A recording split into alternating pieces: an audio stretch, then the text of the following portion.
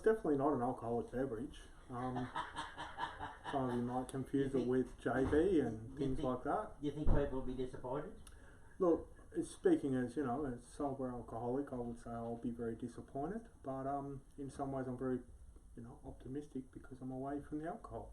But I guess what Recovery Box is, and it's based around a lot of work that me and Douglas have done in mental health with people over the years, and better ways for people to engage with the support they need. So we've been doing that sort of stuff in one-on-one and groups and things for a long time, and there's a lot of stuff to do with social isolation that people struggle with. Getting people to take that first step is very difficult, and I suppose having been in some really dark places myself, and it's been really difficult to seek help because of the judgment, the stigma, the travel. Like, there's been times in the past where I've been very depressed, and you know, like, I'd usually cancel any therapy appointments because it's just too overwhelming to go to them. But that left me socially isolated and trapped in my own headspace, which was never good. So we've tried to look at all these things and better ways to facilitate it, and we've come up with a recovery box because most people have internet. Well, I like to think they do. That might be a bit naive of me, but I like to think most people have internet, and that gives them access to a lot of things. With Recovery Box, we try to put a lot of information based on recovery, based on support, like therapies and different things. We also try to put in the options for people to attend group meetings. So, for example, I'm an alcoholic and an ex-drug addict, among many other things. And while I've never gone to NA, I hear they're very helpful. I've got friends who are in NA, and one thing they speak about quite often is the wisdom of the group, and needing support. But I guess it's not always easy to step into there when you're struggling. Specifically, the guilt-shame cycle of addiction makes it very difficult to seek help. Some people might be that far down their addiction that they don't look good or feel good about themselves, and they don't really want to be seen. Some people might just have, there's usually like quite a few moments of clarity as part of addiction where you go, I need some help. But the thought of seeking help and booking into drug and alcohol counselling, and you know, getting the right resources in play are so overwhelming that most people will just use again because it's easier. It numbs the emotions and things like that. But if you could get a matter of logging in via a meeting via Recovery Box, or you know, maybe even your own support worker who's a peer who's, you know, gone through the 12 steps or whatnot, and you could seek support from home with the Recovery Box by attending meetings, that will be really good, as it will with any group, whether you're in a bipolar group or, you know, Hearing Voices network groups, any of those sort of groups. If you can access them via web without having to work up to confronting, getting outside the house, ringing people, organising appointments, all that other sort of stuff, a lot of people won't actually get any help until they're in crisis, and that usually happens by ending up in the ward, being over medicated because you've had a breakdown because things have built.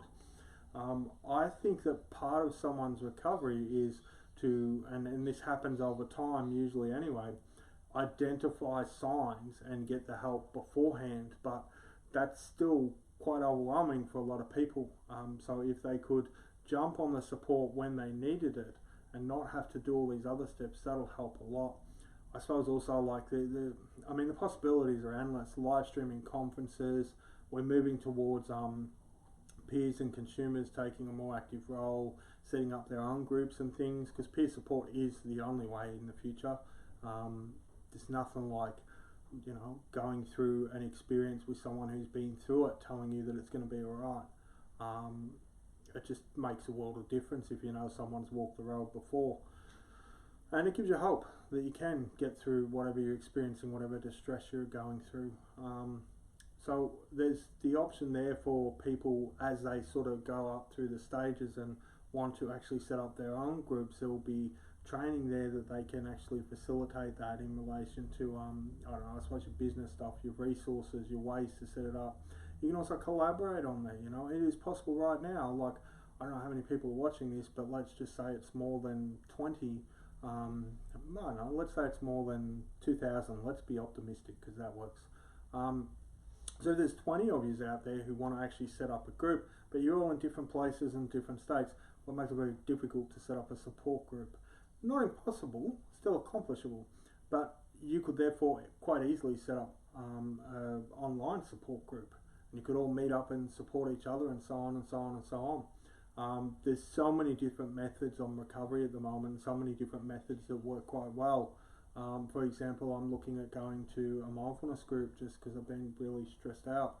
And that's something I could quite easily, with the recovery box, just set up, list it, yeah, there's a mindfulness group online, we're all going to meet up, and it doesn't matter where people are, they can just meet up and join this. Open dialogue, so many different methods.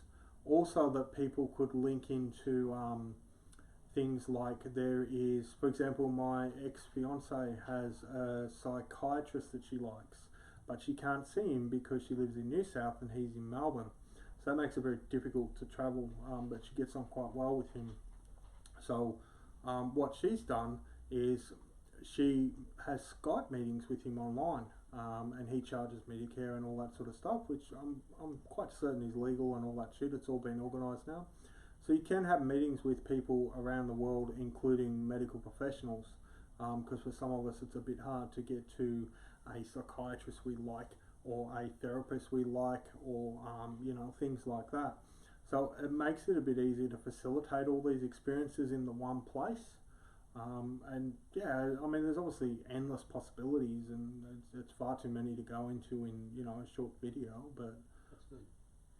Yeah, just to finish off, right, what I'm going to get you to do is to actually go to where you've actually got the recovery box. Yeah. No? Because what, that's it. Version 1 or 2? Version 1. This will be the second last. Because what I want you to just, you don't have to say a lot here, because I just want to make sure I've got the right picture.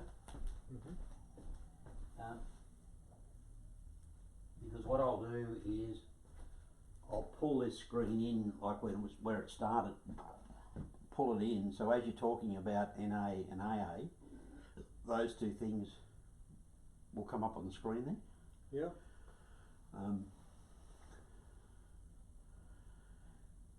And just to finish off, I know you're working on a new